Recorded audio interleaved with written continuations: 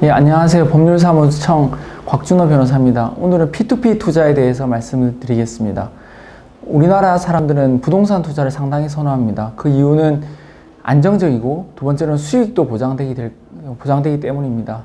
그런데 부동산 투자는 주식이나 일반 다른 투자에 비해서 투자 금액도 상당히 커야 되고 또한 투자 기간 역시도 길어야 됩니다. 쉽게 말해서 투자를 했을 때 쉽게 돈을 다시 돌려받는 것이, 그러니까 환급을 받는 것이, 수익을 실현하는 것이 쉽지 않다는 말입니다. 그러한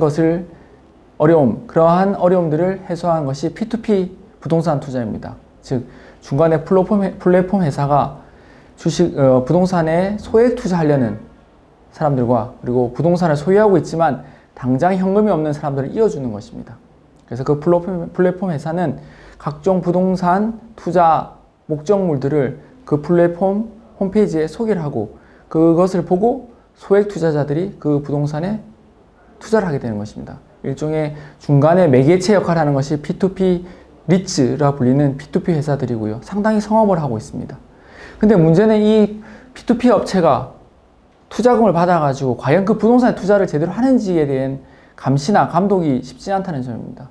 그래서 그러한 대체제로서 만드는 것이 P2P 플랫폼 업체와, 그리고 그러한 자금을 관리하는 그 자금 위탁 회사를 별도로 분리하게끔 하는 것이 지금 방침입니다. 따라서 플랫폼 업체는 단지 상품을 소개만 하고 돈 관리는 P2P 플랫폼 업체가 아닌 별도의 법인이 그 돈을 관리를 하게 되는 것입니다. 하지만 그러한 별도의 관리 법인을 세운다 한들 실제로 그 관리 법인 자체도 P2P 플랫폼 업체의 영향력 아래에 속할 수밖에 없고, 그 말인즉슨 관리 감독이 소홀하다는 것입니다. 따라서 이러한 그 관리 감독이 소홀한 것을 이용한 것이 이용해서 범죄들이 있긴 합니다. 최근에 저희 사무실에서 이러한 사건을 처리했습니다. 이 사건에서 의의가 있는 것은 기존에는 이 P2P 플랫폼 업체가 상품을 소개하고 돈은 P2P 플랫폼 업체와 관계된 위탁업체, 돈 관리업체가 돈을 받아서 그 돈을 다른 데 썼을 때 사기 이외에 횡령죄가 별도로 성립하는지에 대해서 문제가 되었습니다. 하지만 저희가 이번에 진행한 사건을 통해서 사기 이외에 별도 횡령죄는 성립하지 않는다는 것이 확인이 되었습니다. 그래서 저희가 진행은 이 사건을 통해서 이것이 확립이 되었는데요. 저희도 1심에서는 이 부분에 대해서, 횡령죄 부분에 대해서는 유죄 판결이 나왔는데 저희가 항소심, 즉 2심을 맡아서 진행하면서 이것이 횡령죄가 성립하지 않는다는 것을 확인해 받았습니다.